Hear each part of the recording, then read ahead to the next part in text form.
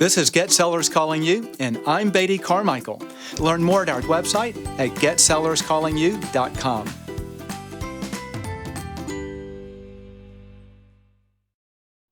Hey there, this is Beatty Carmichael here in the office studio for those who are visually watching this podcast. By the way, this podcast is a live video interview. You'll get all the information you need audibly, I think, but if you want to watch it, you can go to our website at getsellerscallingyou.com and watch the video. But real quickly, I wanted to make a quick introduction before I bring on Chuck and Angela Fazio. So this is an interview. They are top producing agents. And it's just it was one of my most fun interviews. You will see why in just a moment. But I've got to tell you this because this is amazing. They were about to quit real estate because they were flat broke and making no sales, literally no sales. And then something changed. You're going to hear what changed. But what happened is that next year, they did 12 million in volume. The year after that, 17 million. And the year after that, 40 million in volume on an average sales price of about $150,000. I mean, they're just machines, and you will love what happened. But before I bring it on, I wanted to share real quickly an excerpt from one of my clients named Stuart Sutton. And Stuart is a real estate agent in Texas. He's a top producer, usually somewhere between $500,000 and $1 million GCI, personal production. The thing I love it, and you'll hate this because in comparison, he only works an average of maybe 30 to 35 hours a week selling real estate. Okay. He's got a tremendous business. And I want you to hear what he did with us, with Agent Dominator in a special farm. So without any further ado, let me let you hear Stuart, and then I'll introduce you to Chuck and Angela. One of the things that surprised me with Agent Dominator was the quick path to success. So when we started with Agent Dominator mailings to the geographic farm area, I did a lot of research, and this particular area was one that really looked like a good area, with one exception. There were two agents that had very strong market share. Both of them had double-digit market shares there. And that's typically a type of area that you would avoid. But we really felt strongly that we could make some headway there. So we went ahead and started in the first 6 months with Agent Dominator. We took 5 listings, and within 12 months, I was the number 1 agent in that geographic area, and maintained that every year. As a matter of fact, this is my 7th year. I've sold more homes there in the last 7 years than anybody else. Farming is a very popular way to generate listings. And to put it in perspective, the traditional thought is that it takes a year to 2 in order to make any headway. As a matter of fact, I know personally a very aggressive, very hardworking team who started a farm, and they didn't get a listing their entire first year. Now, this is about their 4th year in the business, and they have a tremendous market share, but it took them a while to get there. And to put that in perspective, in the first 6 months with Agent Dominator mailing into that area, we took 5, I think it might even been 6 listings, but I know it was a minimum of 5 listings in the first 6 months of mailing with Agent Dominator. And I think the reason for that is because the marketing process that's done is a true marketing process, not just a generic contact month after month. So if you're thinking about Agent Dominator, I can only tell you that it is an investment, and the return on investment that I've gotten from Agent Dominator has met my standards, which are pretty high. Well, hey there, everyone. This is Beatty Carmichael again with Get Sellers Calling You. And if you're listening to this podcast audio, this is actually a video interview I'm doing with Chuck and Angela Fazio. Just an amazing couple. And you're going to love this. So I like to just kind of throw out real quickly. They were broke, about to leave the real estate market. And it's never as dark as you think it is. Something clicked in their life. Their business started to grow. And now, just a number of years later, but now they oversee 40,000 home sales a year and over $9 billion in transactions. And they've got just an amazing story. So I'm excited to do this call with Angela and Chuck. And guys, how are you guys doing? Awesome. It's a blessing to be here. Yes, thank you for having us. Yes. Well, as you would see, if you're on video, that Chuck is a beast. It looks like he's got a Beast Life shirt. So we'll probably talk about that a little bit later. But as far as real estate, he is a beast, is what I understand. So Chuck and Angela, let me just have you guys share a little bit about who you guys are, where you're from, and then we'll kind of move on into short story and real estate. I know kind of where we want to end up, but we'll start that story in just a few minutes. But let's talk a little bit, just some highlights with what's happened in your real estate career and how you got started, that type of stuff. So you want me to go back to pre-real estate, or Just whatever works with you. Well, I grew up. I'm from New York originally. I always say I grew up on the streets, and maybe that might come out a little in the interview. But moved out to Arizona the end of '98, and that's where I got to meet my beautiful wife. Go ahead, you could say where you're from and what you do. Yeah, I'm not from the streets. I've been in Arizona a long time, but I've lived all over the United States. Okay. Was a school teacher before I got into real estate. And my very first day in real estate, I actually met Chuck. Yep. Wonderful. Mhm. Well, I'm really curious. Tell me about your life on the streets. So yeah, I got caught up real early, around 16, 17 years old, working in bars, and then quickly, got hooked up with bad, characters. So to make it simple is I ran strip clubs for the mafia. I was a bodyguard. I was a drug addict, a drug dealer. I was a degenerate in every sense of the word. Should have been dead 10 times over. Just my life was hell. And I thought I was chasing everything that the world had to offer, power, fame, control, women. And you realize that there's nothing in this world that satisfies, and you are creating a hole in your heart that could only be filled by Jesus. So, and I know we'll wind up getting into how the Lord found me.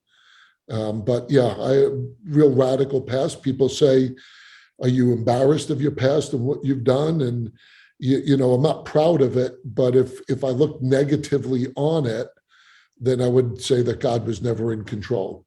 God had a plan, and his plan's perfect. I think that's so true. And I think, there are a lot of people listening to this. They've gone through challenges. They're going through challenges. And to be able to look at those challenges and say, God has a plan. God brings you through. And I just love to encourage, and I think this will be a really encouraging call as we learn more about you guys' story and just how you can go from the pit of where you were to the epitome of where you are, and what's the path to get there, because wow, what an amazing story. So I can't wait to hear some more. Yeah. Tell me about you, Angela. So you traveled around. You obviously don't look like a thug on the streets. So I'm really tough. Don't let her fool you. No, I didn't grow up knowing Jesus either. In fact, when Chuck and I met, neither of us knew who the Lord was. So I was a school teacher, got into real estate because I didn't want to be a broke single mother. And that's where our story began. And now that was back in 2001, the beginning of 2001, when we first met. And all of these years later, literally, he is my best friend. He's been my business partner the whole time. We've never spent a day apart. Wow. Literally together, running everything together, which has been a joy and a privilege, and polar opposite of the independent, strong-headed woman that I grew up to be in this wonderful relationship with my husband. Yeah, you're still a strong-headed woman. Yes, I am. You're just stronger and stronger-headed too, probably, right? Yeah. She is a female me. That's the truth. Yeah, but the looks though.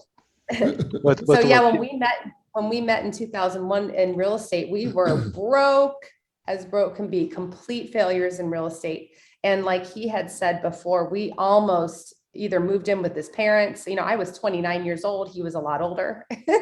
And we were just complete failures in real estate. We were trying to reinvent the wheel. We didn't have a lot of guidance. It was tough. Not much support. Yep. Yeah. And I think, unfortunately, that's the experience of a majority of agents who are in this business, is they're trying to figure this out on their own.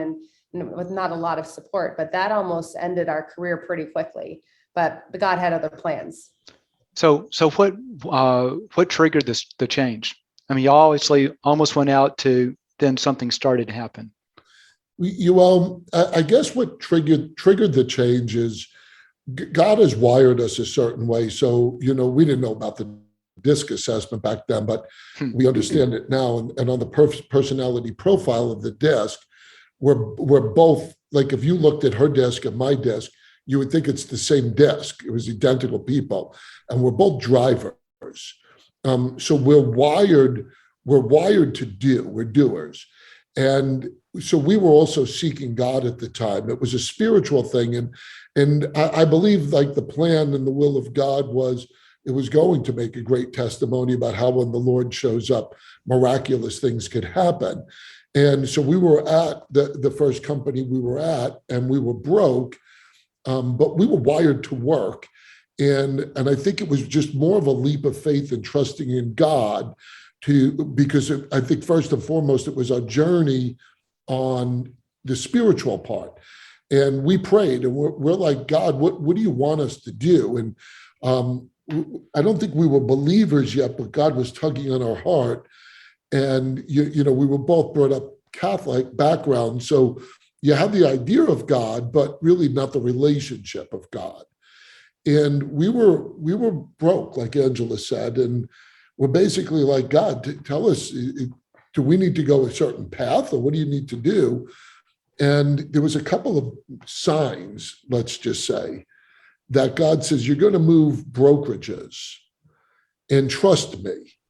And we were looking at brokerages, and the brokerage that we felt where God had us was a brokerage that did no training. Yeah. Like, it was a flat fee brokerage that mostly you wouldn't go there for the training and the experience, but to go there to get the lower fees.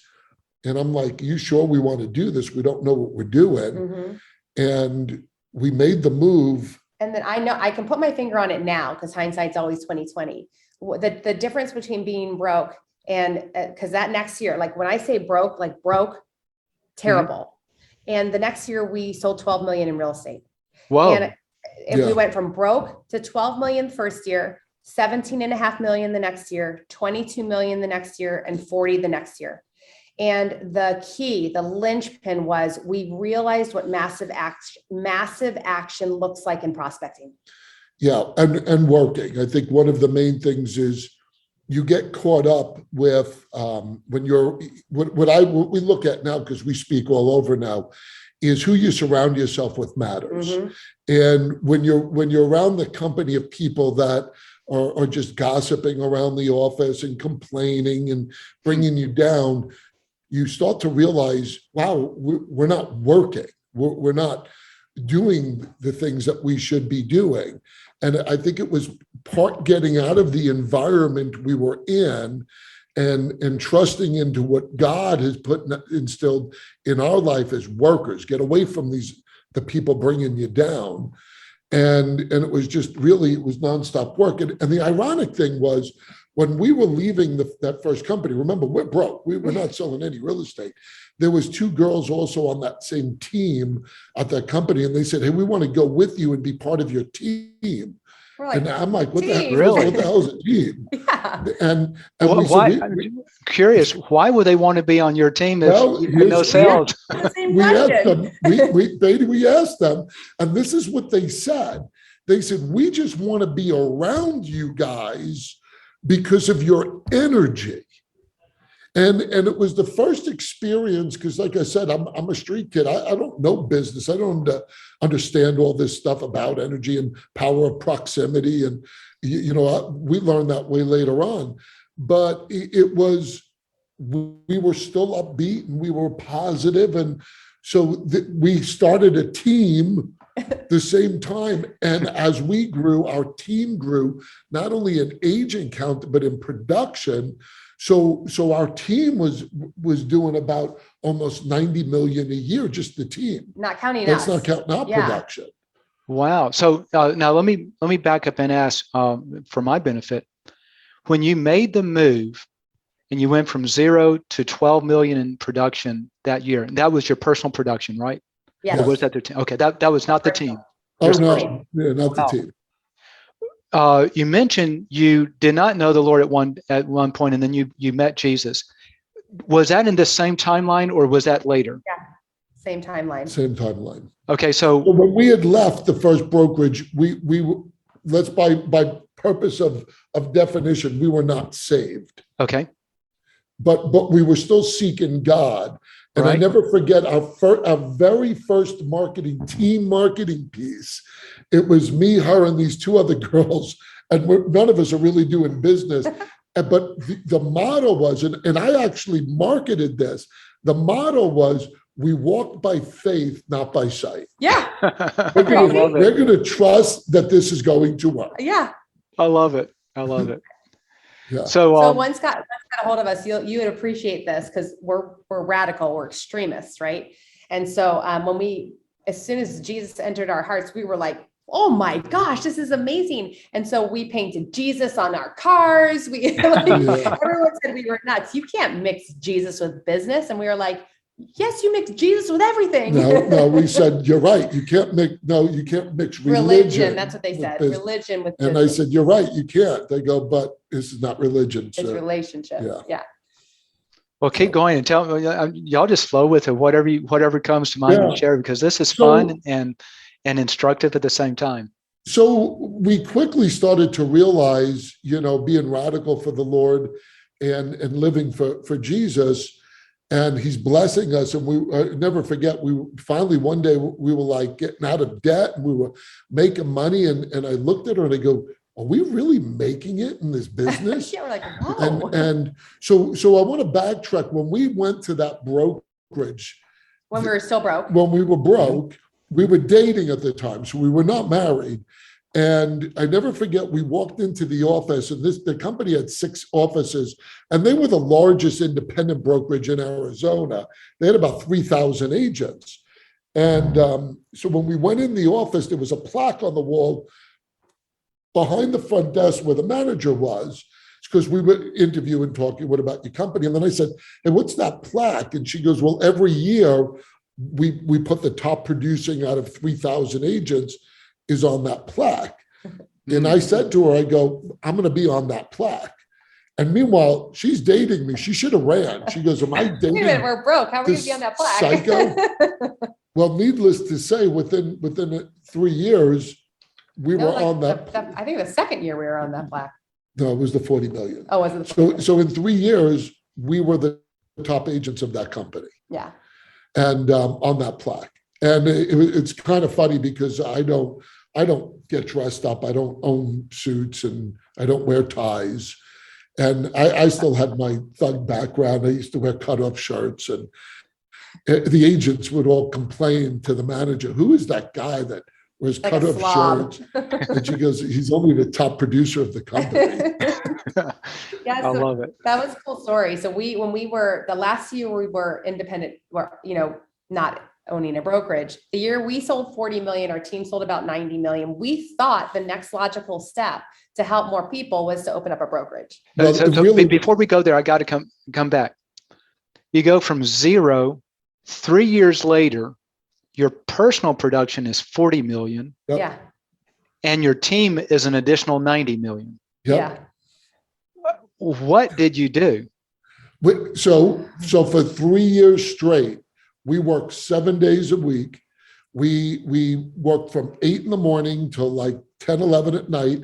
And the bulk of our business was open houses and door knocking. Mhm. So Really? now, mind you, but here's the thing. Most of those first few years, we were dating. So I loved being around her. We They only were dated like, a year and a half. yeah, we were like, it was like, I didn't look at it as work. I looked at it as hanging Hanging around out. Right. with this girl that I was attracted to, Yeah. that I loved, and we did it all together. So we would door knock for like 5-6 hours. And for the day before we do the open house in that neighborhood, then we'd sit the open house from 8 o'clock in the morning till 7 o'clock at night. Yeah. We'd look for vacant homes so we could just sit, and we just sat there all day long. Mhm. and picked up client after client. And just to give you like the flavor of how extreme we prospected, when he says door knocking, there was a year and a half straight that we personally delivered 600 to 1,000 flyers a week. A week. It was like 5,000 a week. No, it was like them 600,000 printed. because we had the pagers at the time. You know, pagers, those things. Oh yeah, I remember those days. And then we'd have the little 800 numbers and, dial this code if you're interested in this or whatever. And our pagers would go off and we'd pick up our big phones. And we'd show houses together. So it was almost like we forget there was people in the back seat that were our clients. We just enjoyed each other's company. I mean, we quickly realized that this is my best friend, the love of my life. I go from being a womanizing degenerate that made fun of married guys if they weren't faithful, if they were faithful, to we're never apart, zero. Like people joke around and don't even believe she has a driver's license because she sits next to me all the time. True. And people used to say, Chuck and Angela, if you divide and conquer, you're going to get so much more done. And we never did. That's just it. We enjoyed every minute of it, of the hard work. Yeah. Mm-hmm. It sounds like the hard work was it sounds like dating. It was almost like, hey, let's go on a date. What do you want to do? Let's go door knock 500 homes. Yeah. Yeah, that sounds like a great date. That's exactly it. Exactly what it was. We had DVD players because it was before, laptops and stuff. And we'd watch movies in the open house. So it was like drive a movie theater. I don't know. I love it. I love it. And so the way we and here's the funny thing, the way we ran our team, because we're not, nobody ever taught us this. We're not really business people or business minded at the time.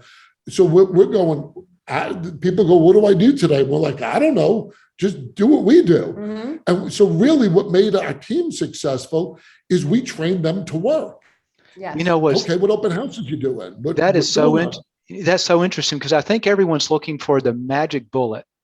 And I remember one of my friends years back made the comment, said, timid salespeople have skinny kids.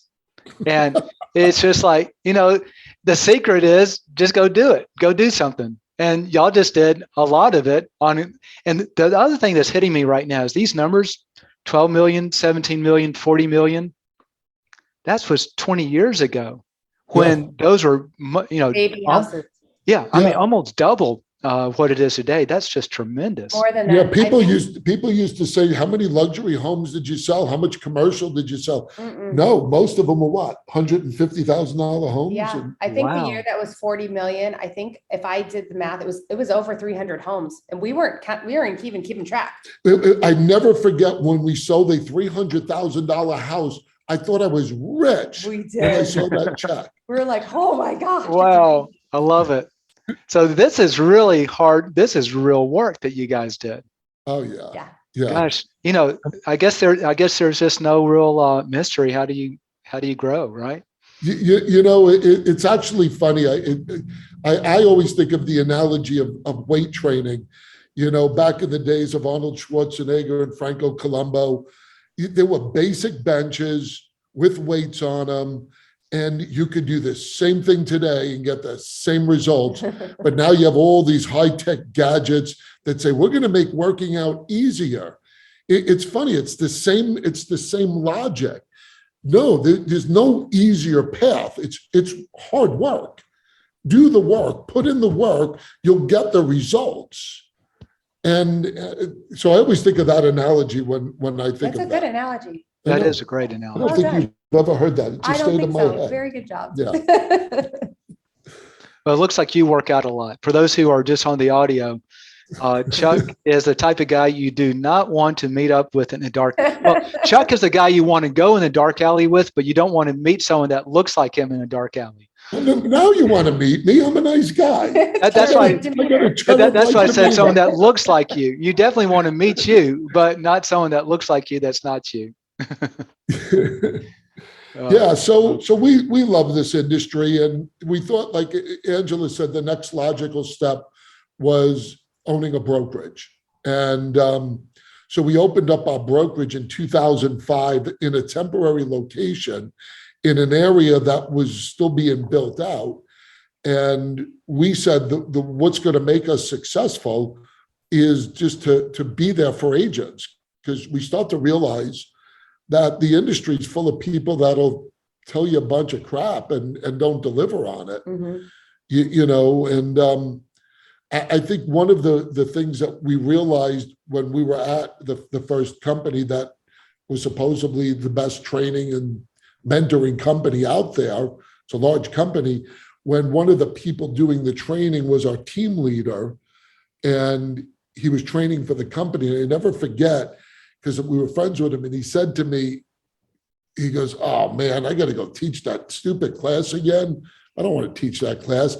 Like then it hit me. I go, "You got no passion for helping people. You're checking off the box because maybe what this company's giving you for doing that." And we start to realize that's the industry. So we were always wired to be filled up when we could find people who needed help, had goals, and that if we could come alongside them to help them achieve it, that is just how God wired us. And so that's what we applied to our brokerage. So our first year in opening the brokerage in a temporary location, so it was like an executive suite, me and her, we did it all. We recruited 90 agents in just the first year into a temporary spot. And here's what we recruited them into. I'm going to tell you right now. Here's the secret. Our vision. And we believed in our vision 100%. I always say, you don't try to get people to believe what you're saying. You want to get people to believe you believe in what you're saying.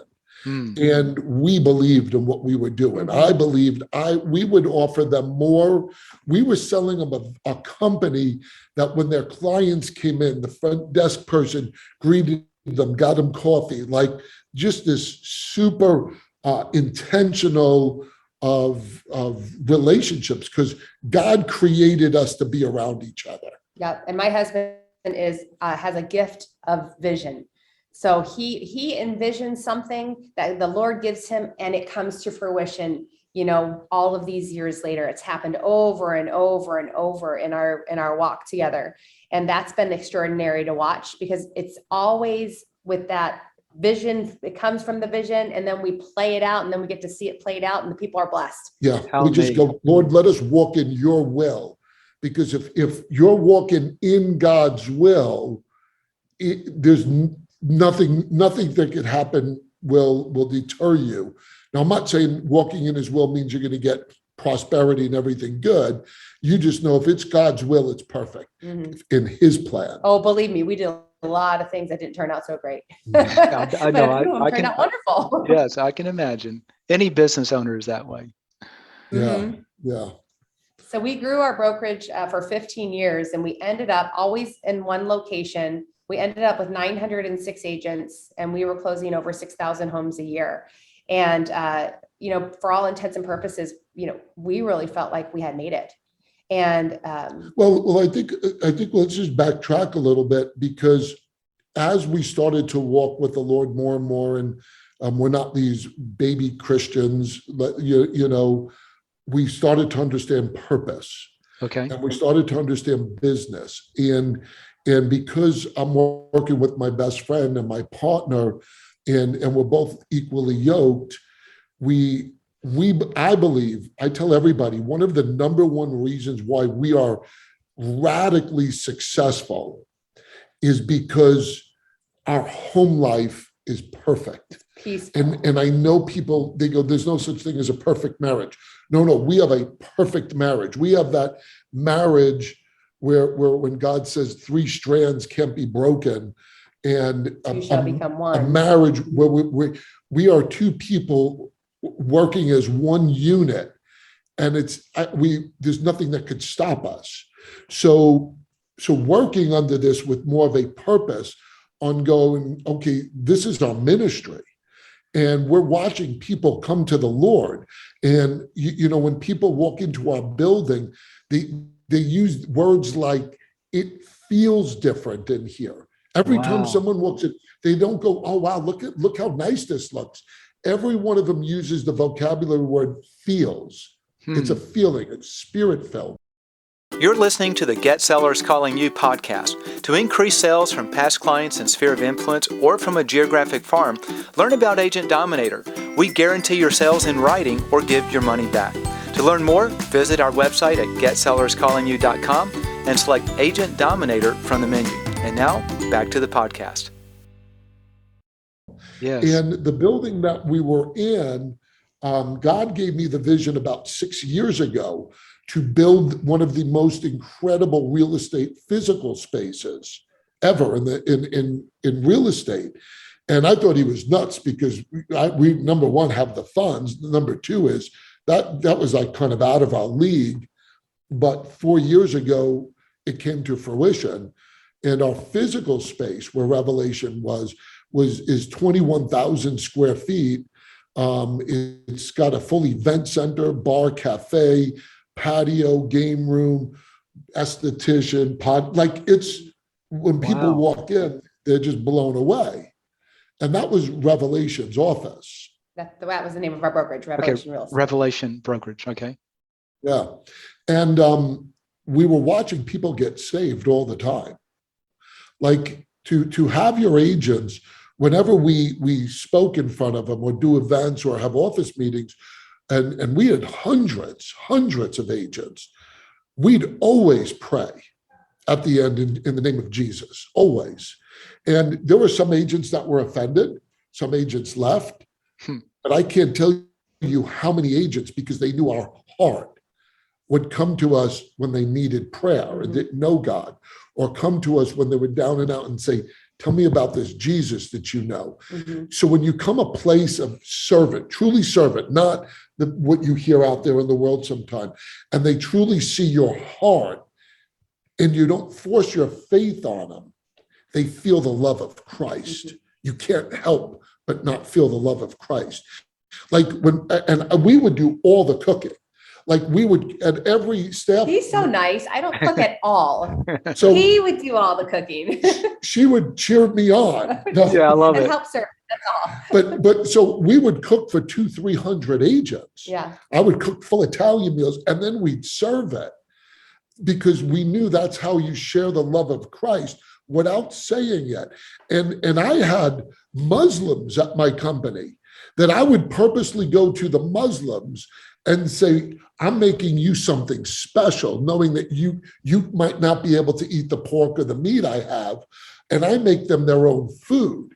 So you see how, and they knew I was praying in Jesus' name, and they loved us and our heart because we didn't force our faith on them. And when you share the love of Christ, that spirit moves. And I've watched people, gosh, just recently, a girl was 5 years on staff because we pray over our staff. Literally, her and her husband just accepted Christ and got baptized. Yep. Wow. And her husband was agnostic. Yeah. It's such a pleasure to see that because we mix, our faith with everything. Because even our pre-licensed instructor, because we own our own real estate school. He's been with me for 9 years. 11 years. Yeah. Jewish man. And I've always shared Christ with them. I spoke at the church, I think it was a couple of years ago at night, and he had come to watch me speak. He's never been in a church. And he said something moved him. He came back to church service the next Sunday. After that church service, we were walking out. He had his arm around me. And he goes, Chuck, how does everybody not know Jesus? And I go, tell your people. Tell your people. Go tell your people. Go tell your people. Awesome. I love it. I love it. So we work heartily unto the Lord. Like we're wired to work hard, but we love it because we know there's a purpose, like going back to your idea of purpose. And so the most exciting thing that God has done in our recent history, and he's always doing exciting things, is literally 2 years ago, and I'll let you tell the story, we shut down our brokerage. Well, 3.5 years ago, I was approached about EXP and by Jay Kinder, Michael Reese, and one of my agents, Curtis Johnson. And I had no intention because I'm like, I own one of the most successful brokerages out there. Why would I want to go to this no-name cloud-based brokerage? And they had no traction at the time. And they said, Chuck, you really need to see this model. So now remember, when you have a purpose in life and you funnel everything under the purpose, things become clear. Now, prior to that is they had me interviewed on the 700 Club, and that's a worldwide show, and they shared my testimony. And after that aired, I had real estate agents from all over the world reaching out to me. Going, do you mentor in real estate? Are you guys ever going to open a Revelation office near us? My God, how do we get around you? And I'm like, you don't. I mean, I don't. We're in Chandler. I don't know how to Come do to anything. Arizona. Yeah. So when this was brought up and it was said, I sat and I said to Angela that night, I go, that's crazy. Is this an answer to my prayer about how God could you use me bigger than just Arizona? And is this the platform? And I'm like, probably not. I go, I'm not closing down the brokerage. And then they said, well, what if we can get Glenn Sanford, the owner of EXP, on the phone with you and just have a conversation with him about his vision? And we did. And Glenn knew who we were. And, he said, it would be good for us to have someone like you at our company. What if Angela stays keeping the brokerage, Revelation, and you come over and build and help us build an EXP? And I said, I go, let me think about that. It never crossed my mind. So we asked the staff and we prayed over it. And I said, you know what? It might be risky because when an owner of a brokerage moves to another brokerage, you're going to get backlash from your agents because the recruiters will pounce on them. And I said, God, I think this might be the next step you have for our ministry. So we did it and we got backlash. And I think the hardest one for me to swallow was when the rumors started that me and Angela were getting a divorce. That's why I left. And that really bothered me because I don't like when anything interferes with this. But God had a plan. But you know what, baby? I wasn't passionate about it. I had to be passionate about what I sell, and I love my company. So for the first year, I really did nothing. But all of a sudden, I started watching this movement. And we know the industry really well. Like we know all the moving parts because we see it at a level most people never see it at the industry. And I'm watching them solve pain points in the industry. And me and Angela just kept having these conversations. And then finally, about 2.5 years ago, we said, do we close down Revelation? We're like, Lord, is this what you're asking us to do? Because y'all were making a lot of money with, Yes. I would think that to have your own brokerage and then go elsewhere, that's a huge potential drop. And especially the fact, Beatty, that they weren't paying us. We weren't selling the company. We're literally closing it and hoping people follow to rebuild on this platform. So for 6 months, we were in prayer. We didn't sleep. Oh my gosh, it was so hard. We're like, Lord, you gave us this office. You told us to do this. Are you really asking us to shut it down? Yeah, and I would wake up in the middle of the night with panic attacks because all I'm thinking is we're living a lifestyle. We're blessed, and we get to bless others, and we're serving God, and we got a beautiful building. And just to put in perspective, our monthly overhead on the space is probably about $150,000 a month. Wow. And so to walk away from that kind of income to go, how do we recoup that income? And cover the overhead. Yeah. And God kept saying, yeah, you're doing this. And up until the last minute, and the numbers didn't jive. Don't get me wrong. Like when you looked at the numbers, they don't work at all. Even though some of the EXP guys were showing me, I'm like, don't pitch me. I know the industry real well. And we were pretty much a hard no. We really were. Yeah. Up until the last minute of February 2 years ago, God confirmed. God confirmed. Mm-hmm. Now we go, how do you tell 906 agents you're closing down the brokerage? I hope you come with us to a brokerage that still had no name. Like they didn't have a good reputation. And so without getting into all the details, there's no way you can do it. We made the announcement. The recruiters pounced all over our agents, gossiped, lied, and we lost 600 agents Of our 900. out of our 900. Yeah. Wow. And most people, the industry laughed at us. They thought it was the biggest catastrophic fail. They thought, did we absolutely lose our minds? Yeah. Like, are these people crazy? I want to break for just a moment. I want to pull out something for our listeners and just to confirm as well. Sometimes the Lord calls you to do something that makes no sense. Think about Abraham. I want you to sacrifice Isaac. It makes no sense. Everything is about to be at risk. And what gave you guys the confidence? Because I know there's people listening right now that the Lord has called them to do something, and they've been resisting because it's too risky. What if it fails? Or like you put it on a sheet of paper and it just never makes economic sense.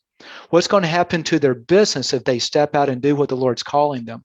What gave you the confidence that this was absolutely what the Lord's calling you to do when you know right up front, everything you've worked for is going to be wiped out and it's going to be unrecoverable? He might have a little bit of a different answer. I don't know, but I'm going to tell you that a lot of times we had this conversation. We said, hey, babe, when the Lord asks you to do something, there's no guarantee. It's not like a guarantee of success. It's obedience. And so we looked at each other and I said, hey, you know what? You're my best friend. We've got Jesus. You're my best friend. If you and I end up in a paper bag, if that's what we're supposed to be doing, then we end up in a paper bag. Well, I think that's a little Pollyanna because I don't want to end up in a paper bag. No, but we determined that if that's what Lord has for us. Well, yeah. And kind of just to elaborate just a little on that. And we go around speaking about this all the time. Here's what I put stuff under. Number one is, am I in my purpose? What is my why in life? And my why in life is, number one, is to glorify God in everything I do, to reach as many people. Because I'm going to share a vision I had prior to us making the decision. The second thing I always say is we serve a great God that we die one day. People look at death as such a negative thing. And I go, we serve a God that does not keep us here. We go home one day. We go to paradise. Whatever you're dealing with here on this earth is temporary, period. We all go. So I hate living a casual life. Mm-hmm. I think people who live a casual life, a life in safety, a life thinking there's comfort, I feel bad for them because that's more hell than anything else. And if you're not taking challenges and risk, now granted, what we did, I don't know how many people could do that, but you should be taking chances and risk.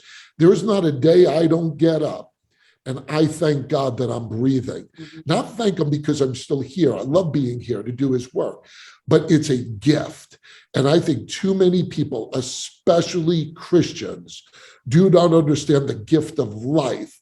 So my question is what are you doing with that gift? And if you're not taking risks and chances to grow and get out of your comfort zone, I feel bad for those people. So when I think of things like that, that's what I put it under. You got people on this call today going, should I do this? I go, what's the worst that could happen? You lose your money? Look, if you believe in yourself and the gifts God has for you, I'll make it. I'm going to make money doing something. I might not be making that kind of money, but I don't need to be making that kind of money. So that's when we wouldn't be in a paper bag. Believe me, I know my skill set. I'll go sell real estate and be a top producer again. Do I want to do that? No, I don't. So, but here's the vision. God gave me a vision. And when God gives me visions, they're very clear.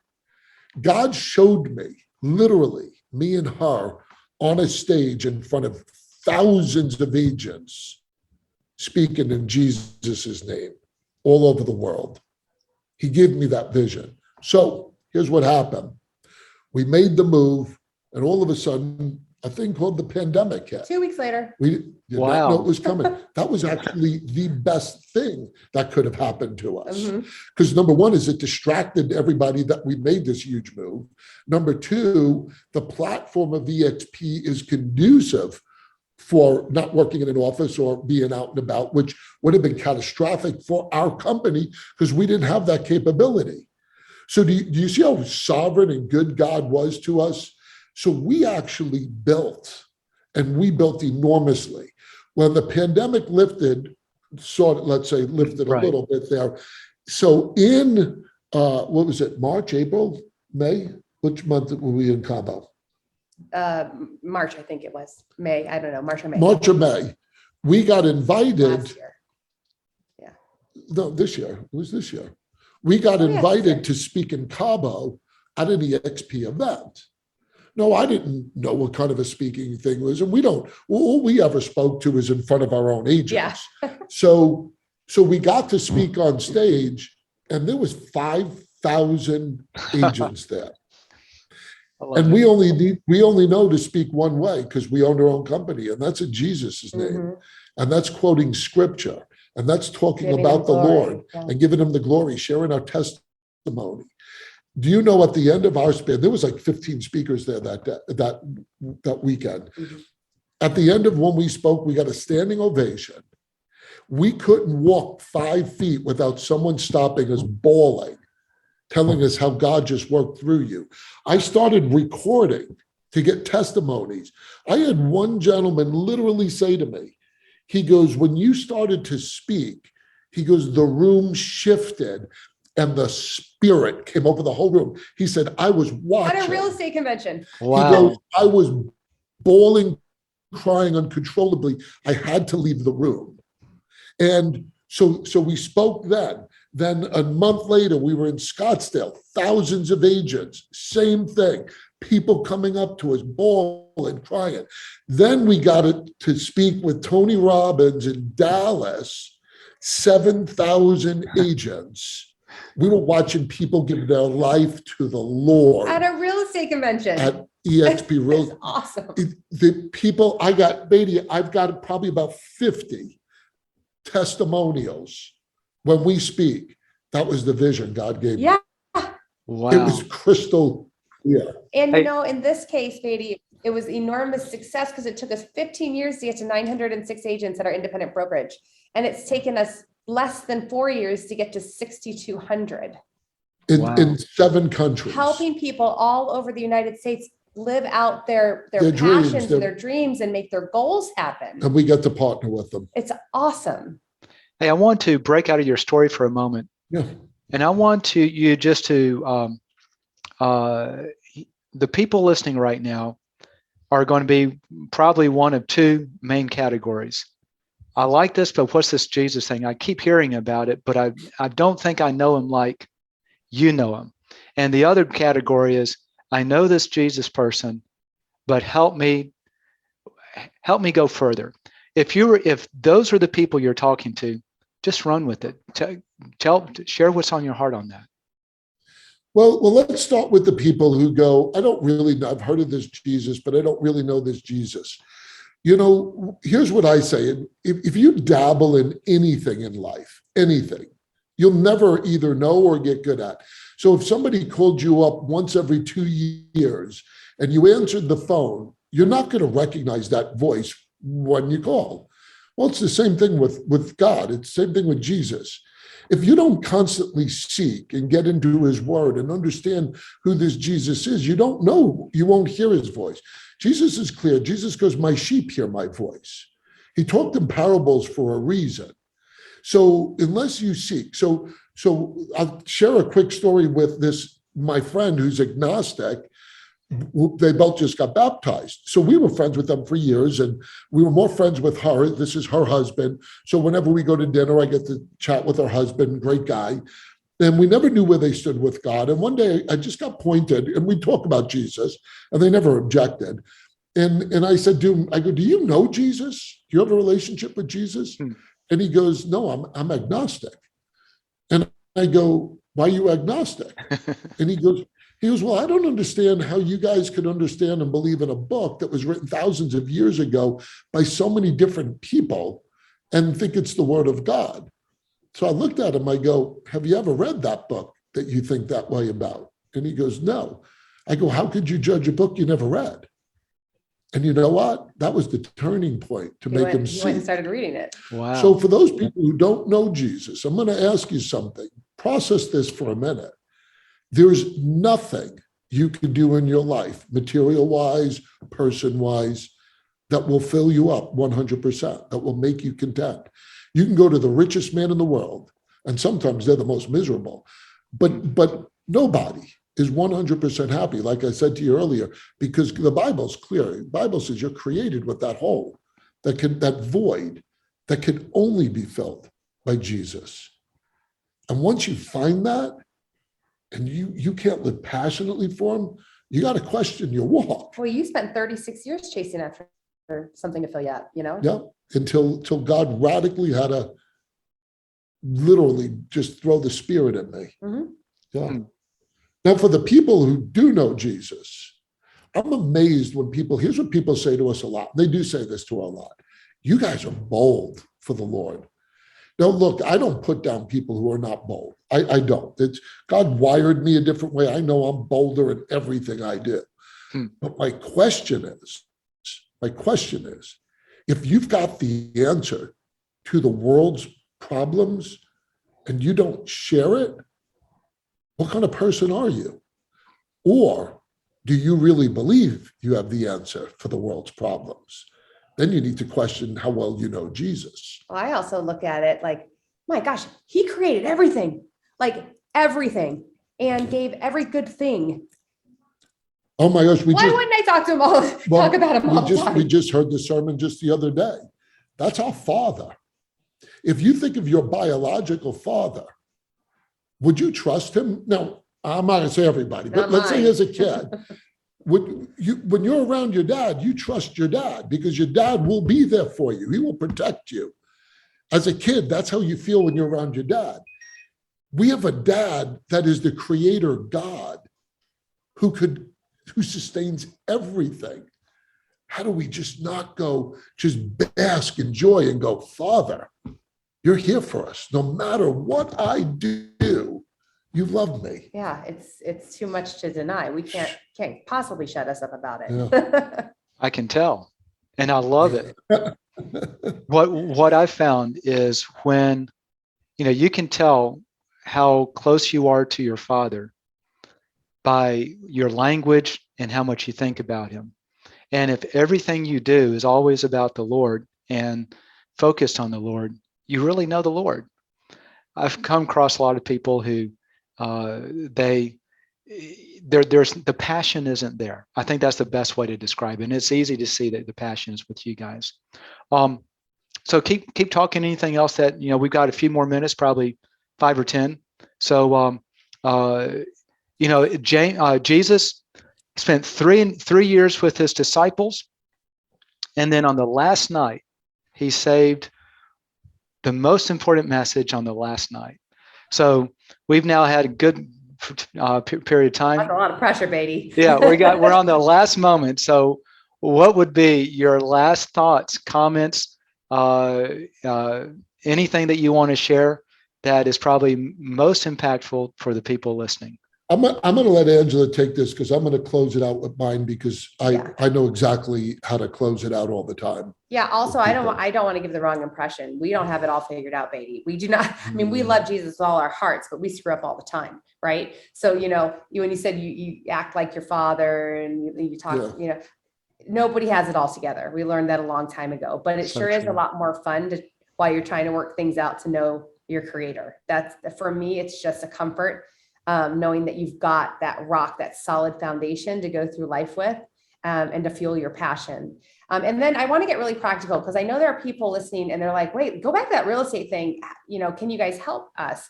And I know that we do have a practical resource that we want to offer to anybody listening. Please. Is we did write this book. And I will give it to you. I will send it to you. You can get it on Amazon. If you want to listen to it, it's on Amazon. But this book is it's not perfect, but is a really good, quick, fun read that we wrote that helps you to get into the right mindset for success in real estate. And if anyone wants it, it's called Mastering Your Real Estate Career. Chuck and Angela Fazio It is on Amazon, like I said, but if you reach out to us and let us know you want it, hey, you can just say, I don't want to pay for it. Just give it to me. We'll send it to you. Absolutely. We'll send it to you. And I think this can be very helpful, practically speaking, with your real estate. Yeah, I think the other thing Angela says too a lot is the myth of work-life balance. We use words that, I think the words we use sometimes convolutes people. They try to fit into what these words supposed to mean, and it just drives you crazy because it's life. Look, you live life. But here's what whenever I speak, people ask me, give me one thing. If you were to say, what's the most important thing besides Jesus? Let's put that aside. We've established that. Yeah. The most important thing you can do in your life, and over all the years of what I've experienced and what I've learned and how I've grown, is I learned one thing. That's the most important thing. Who you surround yourself with matters. Absolutely. My favorite verse, Proverbs 27:17, as iron sharpens iron, one man sharpens another. God's clear throughout the Bible. He says, you hang around with fools, you become a fool. What I'm going to question people, and I always do this, is if you're at a place in your life, you're not seeing the success, you're not having the joy, you're not where you want to be, you need to question who is around you that's pouring into you. Because believe it or not, just and watch, it could be family members, it could be old friends, it could be people who are negative, who are gossipers, who bring you down. You go down to their level and they'll steal your joy all day long. The power, Tony Robbins talks about the power of proximity. And when you start to live your life like that, I can't be around physically, I can't be around negative people. I feel that energy. God created us with energy. And you need to evaluate who you're around, right down to even from your financial standpoint. You want to make more money in life, you hang around the people that are doing way better than you. It's not accidents, guys. It is that important. And also, get your life together. Look, if you're married and your marriage isn't what it should be and perfect, everything else will suffer. Look, if we get into an argument, you think about it. Am I functioning my day for business the best I can be? If I'm in an argument with her, or I don't trust her, or we have a bad relationship, or I'm worried when I get home what's going to be said, or vice versa. Guys, this is my best friend. Guess who's in control of this relationship here? Her. Sounds like her. And him. You're right. And We have a choice. And the Lord. And I always go, look, there's always two sides to a story. I've learned by studying and living life that an argument, she's right and I'm right. Well, sometimes I'm wrong. Because she Not doesn't gonna remember. But here's what I always say, but when you're under the umbrella of Jesus Christ, and I do this all the time, if I'm angry at someone, even if they're wrong or do something, I sit and I go, if Jesus judged me like I judge people, I'd be going to hell all day long. And if I don't act like Jesus, then I'm saying, am I better than him? And when you start to live under that, boy, you feel condemned. Doesn't matter if she screwed up. I sit and I go, look, Not condemned. our life Not condemned. is our choice. I don't know. I use words our life is our choice. Nobody else. If we want a perfect marriage, it's just between us two. Yes, we have a choice. And we want a perfect marriage. We hate when we're in arguments, and we do. I mean, we run all companies.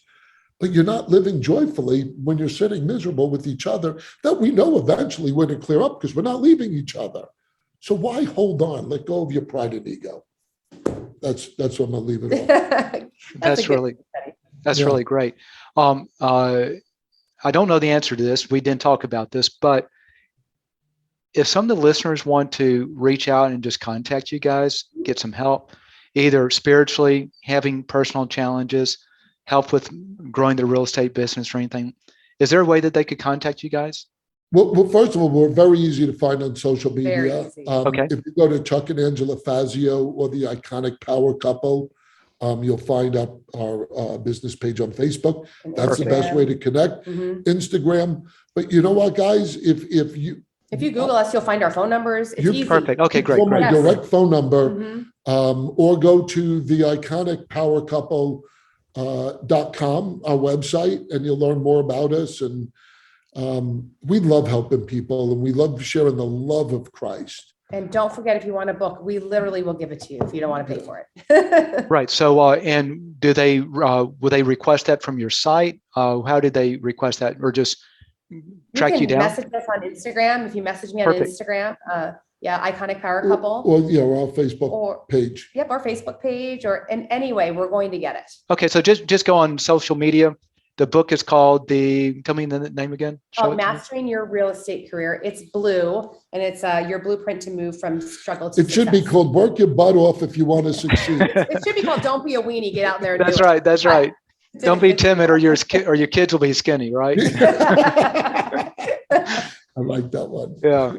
Well, Chuck definitely is not timid, because you can see he's not skinny either. So pretty buff. That's why I'm a good cook. I figure I'm just going to make it for myself. I love it. Well, guys, this has been just a wonderful time with you guys. I've loved hearing your story and the growth, and I'm really encouraged with just how much Jesus means to you, because when it's all said and done, that's it. Okay. That's right. And I certainly have gone through similar type of things with you guys with, the Lord says to do something and it makes no sense. But I like to encourage our listeners, if you know the Lord is directing you, the safest place for Daniel to be was in the lion's den, because that's the center of God's will. So stay in the center of God's will, and it'll be an amazing ride. So Chuck and Angela, thank you so much. And for those listening, be sure to subscribe if you haven't, and tell others about the podcast that Get Seller is calling you. And we will talk with you guys later. If you've enjoyed this podcast, be sure to subscribe to it so you never miss another episode. And please like our Get Sellers Calling You Facebook page. Also, if you want to increase sales from past clients and sphere of influence, dominate a geographic farm, or convert home valuation leads, check out our Agent Dominator program. We create custom content that differentiates you from other realtors, then use it to keep you top of mind with your prospects with postcards, targeted Facebook ads, email campaigns, video interviews, and more. And the best part is we guarantee your sales or give all your money back. Learn more at GetSellersCallingYou.com and select Agent Dominator in the menu. Thanks for listening to the Get Sellers Calling You podcast. Have a great day.